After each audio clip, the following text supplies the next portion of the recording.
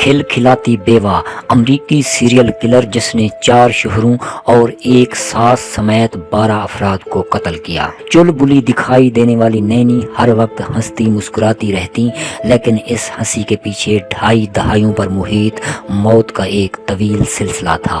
یہ کہانی ہے امریکی خاتون سیریل کلر نینی ڈوس کی، جنہوں نے 1920 اور 1954 کے درمیان تقریباً 12 افراد کو موت کے گھاٹ اتارا تھا۔ ان کے والدین نے ان کا نام تو نینسی ہیزل رکھا تھا اور وہ 1905 میں امریکی ریاست الاباما میں ایک کسان گھرانے میں پیدا ہوئی تھی، لیکن کرائم لائبریری پروفائل کے مطابق وہ 5 سال کی عمر سے ہی نینی کہلانے لگی تھی۔ جیمز اور لوئزا ہیزل کے ان سمیت 5 بچے زیادہ تر گھر ہی پر کام کاج اور کھیتی باڑی کرتے رہے۔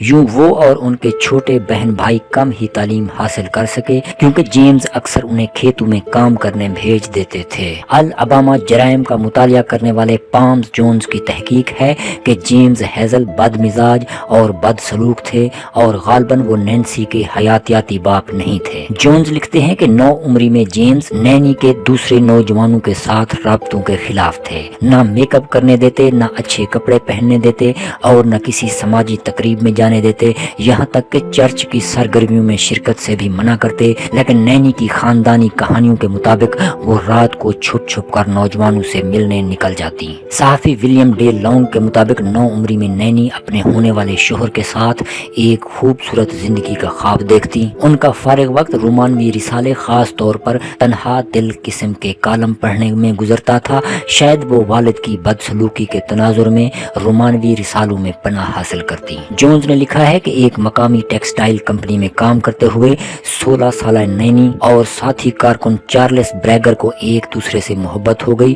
ملاقات کے چند ماہ بعد انہوں نے شادی کر لی اور 1927 تک ان کے ہاں 4 بیٹیاں پیدا ہوئیں۔ جونز نے چارلس کے حوالے سے لکھا ہے کہ نینی خوبصورت تھی اور اس کے ساتھ بڑا خوشگوار وقت گزر رہا تھا۔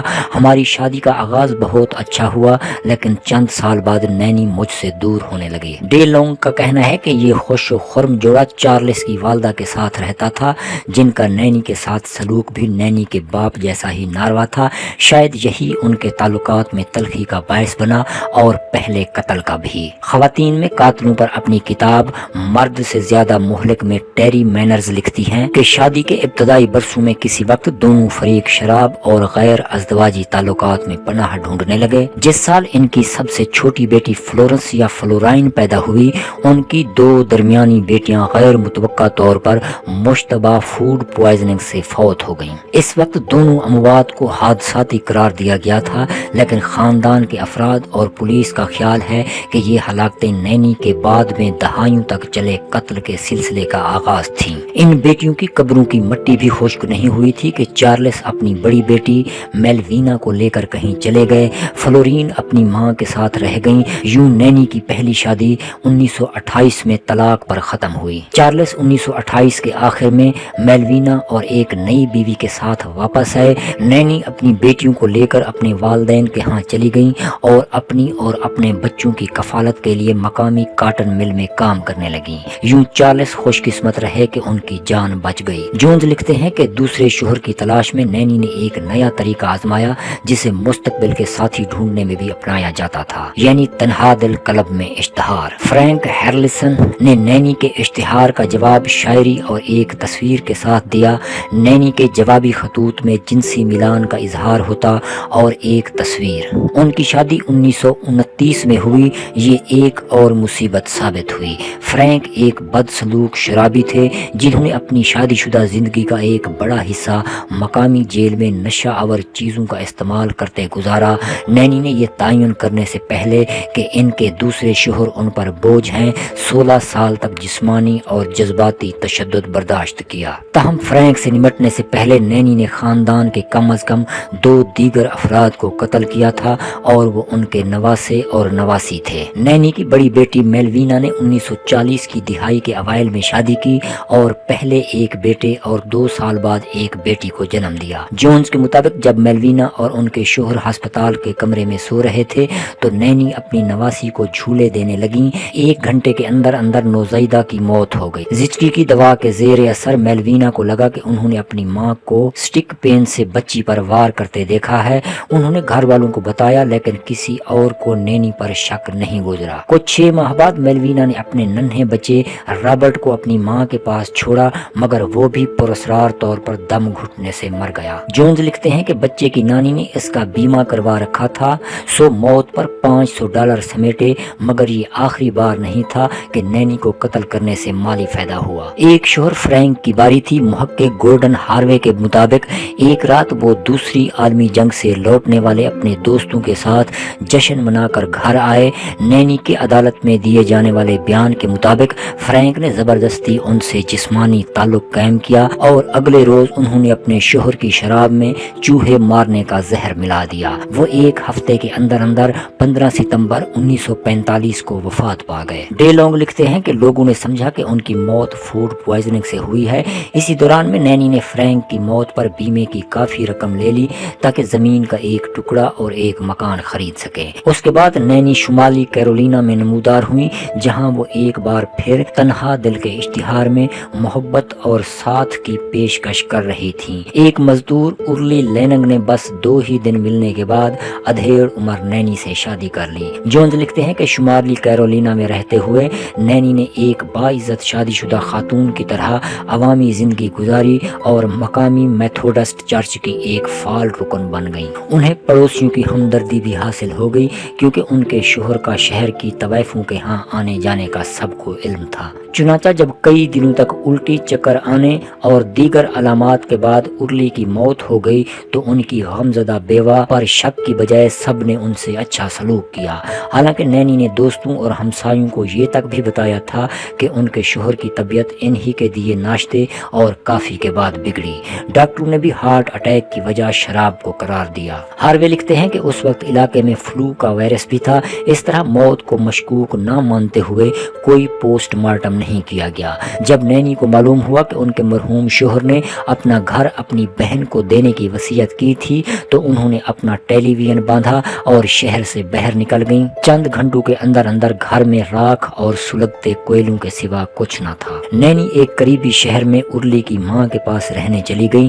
چند ہفتوں کے بعد آگ کے بیمے کا چیک پہنچا جو ارلی کے نام تھا اور وصیت کے مطابق ان کی بہن کی ملکیت ہونا تھا، لیکن بہن کو چیک ملنے سے پہلے ہی ارلی کی ماں کا اچانک انتقال ہو گیا۔ نینی نے غیر قانونی طور پر چیک کیش کروایا، ایک بار پھر اپنا ٹیلی ویژن پیک کیا اور شہر چھوڑ دیا۔ وہ اپنی بہن ٹی وی کی دیکھ بھال کے لیے الاباما گئیں، جس کے فوراً بعد ان کی بھی اچانک پراسرار موت ہو گئی۔ جونز کے مطابق ازدواج کے 3 ناکام کوششوں کے بعد نینی شاید دل میں ابھی تک پیار کا ارمان سجائے ہوئے تھیں۔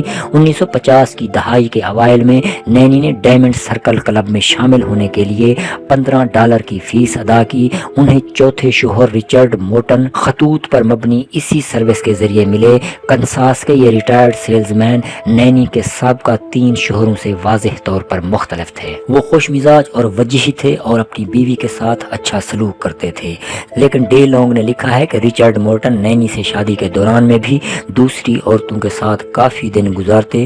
جونز کے مطابق یوں شادی کے 2 ماہ ہی کے اندر نینی اخبار کے اشتہارات میں اپنا اگلا شوہر تلاش کر رہی تھیں، لیکن گڑبڑ یہ ہوئی کہ اپنے شوہر کی وفات کے بعد نینی کی ماں الاباما سے 9 بہاتہ جوڑے کے ہاں منتقل ہو گئیں۔ ان کی آمد کے چند ہی دنوں کے اندر لوہیزل کو آنتوں میں شدید درد ہونا شروع ہو گیا اور پھر ان کی موت واقع ہو گئی۔ ڈے لانگ نے لکھا ہے کہ جو ہی ماں کا قصہ تمام ہوا نینی نے اپنی پوری توجہ اپنے دھوکے باز شوہر کی طرف موڑ دی۔ جونز کا کہنا ہے کہ ریچرڈ کی موت زہریلی کافی پینے سے ہوئی۔ ہاروے نے لکھا ہے کہ زہر آلود کافی کا پورا تھرماس تھا جو ریچرڈ نے پیا۔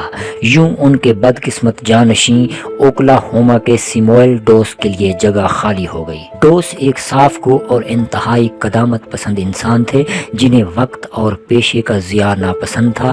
ڈے لانگ کے مطابق سیموئل نہ تو شرابی تھے اور نہ ہی بد سلوک۔ انہوں نے محض اپنی بیوی کو یہ کہنے کی غلطی کی کہ وہ صرف ایسے میگزین ہی پڑھ سکتی ہیں یا ایسے ٹیلی ویژن شوز ہی دیکھ سکتی ہیں جن سے کچھ سمجھ بوجھ حاصل ہو اور جو تعلیمی مقاصد کے لیے ہوں۔ جونز لکھتے ہیں کہ ان پابندیوں کے باعث شوہر کو چھوڑ کر نینی الاباما چلی گئیں۔ سیموئل نے اپنی ناراض بیوی سے گھر واپس آنے کی التجا کی، یہاں تک کہ انہوں نے نینی کو اپنے بینک اکاؤنٹ میں شراکت دار بنا دیا اور اپنی بیوی کے حق میں اپنی 2 لائف انشورنس پالیسیاں بھی لے لیں۔ نینی نے ایک روز انہیں گھر کا بنا کیک کھانے کو دیا۔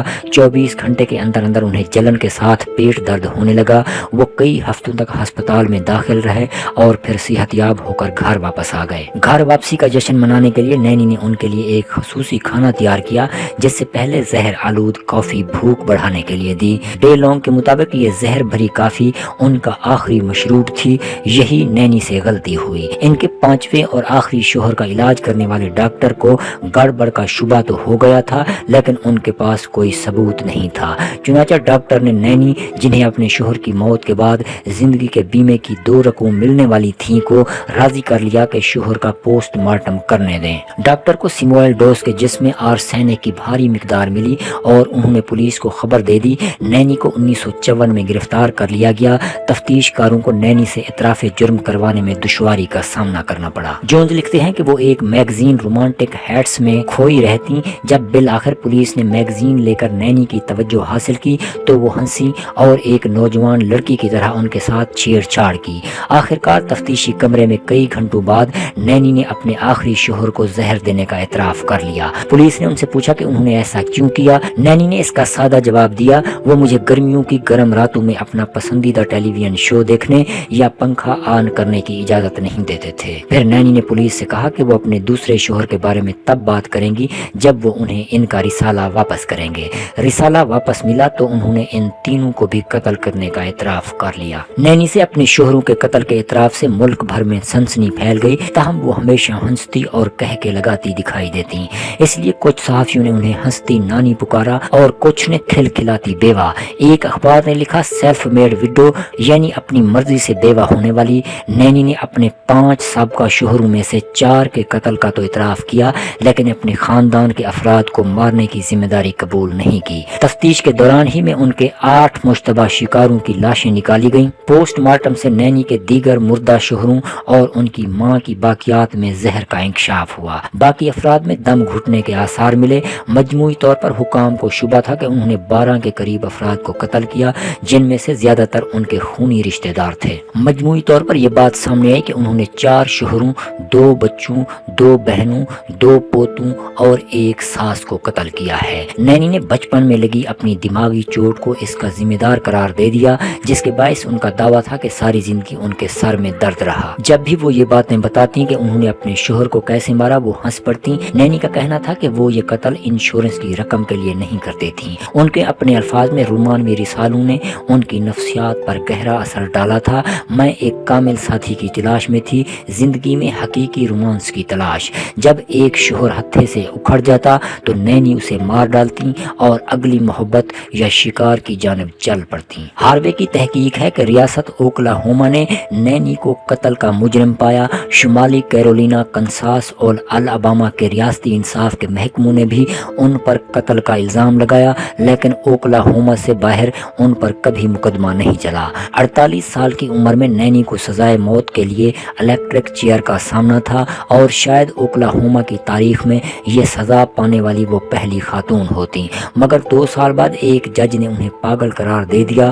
اس طرح وہ اس سزا سے بچ گئیں۔ جج نے بعد میں وضاحت کی کہ وہ کسی عورت اور خاص طور پر ذہنی معذور عورت کو پھانسی دے کر خراب مثال قائم نہیں کرنا چاہتے تھے۔ نینی کی موت 2 جون 1965 کو خون کے سرطان سے ہوئی، مگر 1955 میں عمر قید ملنے کے 2 سال بعد ان کی خواہش تھی کہ انہیں موت کے گھاٹ اتار دیا جائے، تاہم انہوں نے اپنی خوش مزاجی کو برقرار رکھا۔